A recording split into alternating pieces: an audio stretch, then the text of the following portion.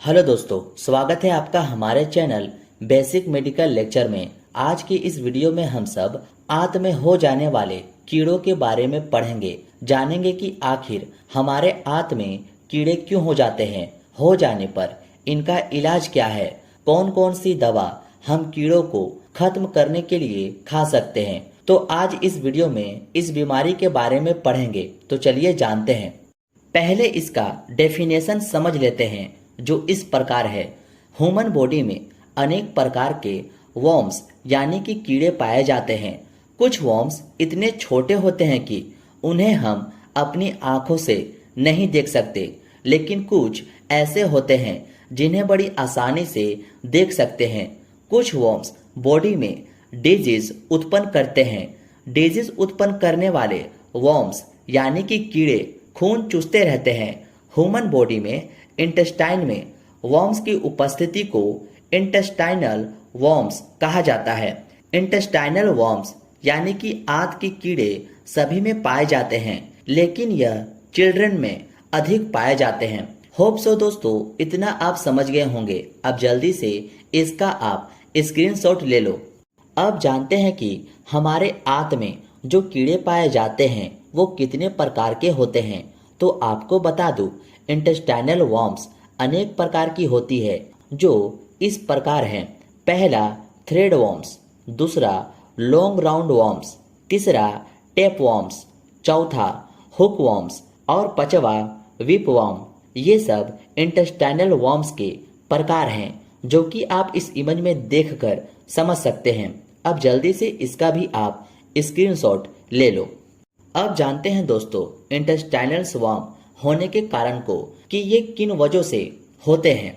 तो इनके होने के कारण ये है: अंडर कुकड फूड, अध पके भोजन का प्रयोग करने से, कंटामिनेटेड वाटर तथा फूड का यूज करने से, कंटामिनेटेड सॉइल मिट्टी का कंजप्शन करने से, हाइजीन की कमी के कारण, पुअर सैनिटेशन साफ सफाई का अभाव यानी कि साफ सफाई की कमी होने से, कंटामिनेटेड फेस मल के कांटेक्ट में आने से, कॉन्स्टिपेशन यानी कि कब्ज। यही सब के कारण दोस्तों हमारे आंत में कीड़े हो सकते हैं। यही थी इंटेस्टाइनल वर्म होने के काउज। अब इसका भी आप स्क्रीनशॉट ले लो। फिर हम लोग जानेंगे आंत में कीड़े हो जाने के बाद क्या क्या साइन और सिम्टम देखने को मिलते हैं। तो दोस्तों वो साइन और सिम्टम इस प्रकार है: एब्डोमिनल पेन, पेट में दर्द तथा टेंडरनेस। दूसरा डायरिया यानी कि दस्त लगना, नोजिया एंड वोमिटिंग, उल्टी और जी घबराना, अनएक्सप्लेनेड वेट लॉस, अकारण वजन घटना, फैटिग, थकान, ब्लोटिंग अथवा गैस, डाइसेंट्री, पतले दस्त, रेक्टम तथा वुल्वा में रेजेस तथा इचिंग होती है। कुछ लोगों के स्टूल में वर्म्स प्रेजेंट रहते हैं। ये थी कुछ साइन और सिम्टम जो इंटेस्टाइनल वर्म्स होने पर देखने को मिलते हैं। अब इसका भी आप स्क्रीनशॉट ले लो। अब इसमें यूज होने वाली दवाओं को जानने से पहले ये समझ लेते हैं कि ऐसे पेशेंट को क्या निर्देश देना चाहिए। तो इंटेस्टाइनल वर्म हो जाने पर पेशेंट को खीरा, ककड़ी, कच्चे फल फूल, आलू, मांस, मछली, चीनी, मिठाई, गुड़, खटाई आदि का यूज नहीं करना चाहिए। पेशेंट को न्यूट्रिशन युक्त डाइट देना चाहिए। ब्लड की कमी होने पर टॉनिक तथा हरे पत्तेदार सब्जियों का ज़्यादा यूज करना चाहिए। खुले में शौच नहीं करना चाहिए तथा शौच के लिए नंगे पैर नहीं जाना चाहिए।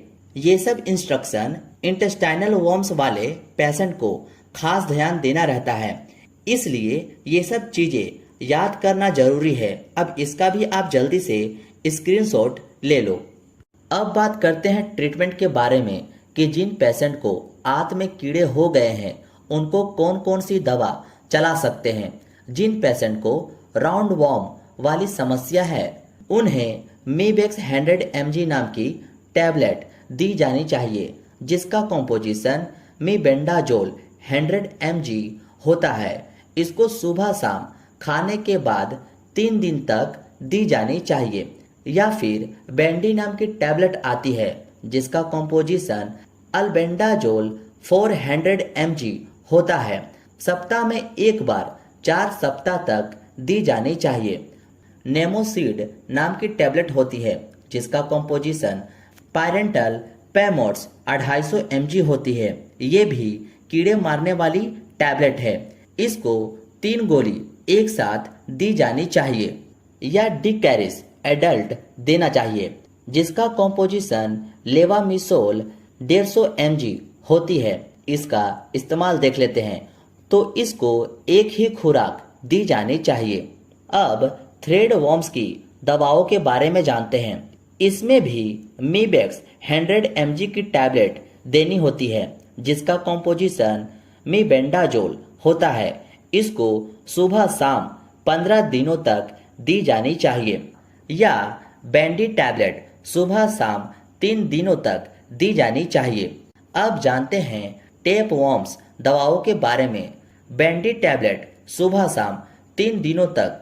या निक्लोसन नाम की टैबलेट आती है जिसका कॉम्पोजिशन निक्लोसामाइड 500 mg होता है। इसको 4 गोली एक साथ प्रथम खुराक खाली पेट देना चाहिए तथा उसके बाद 2 गोली रोज सुबह शाम 6 दिनों तक दी जानी चाहिए। अब जानते हैं हुक वॉर्म्स में यूज होने वाले दवाओं को। नेमोसिड टैबलेट 250 mg 3 गोली एक साथ देना चाहिए।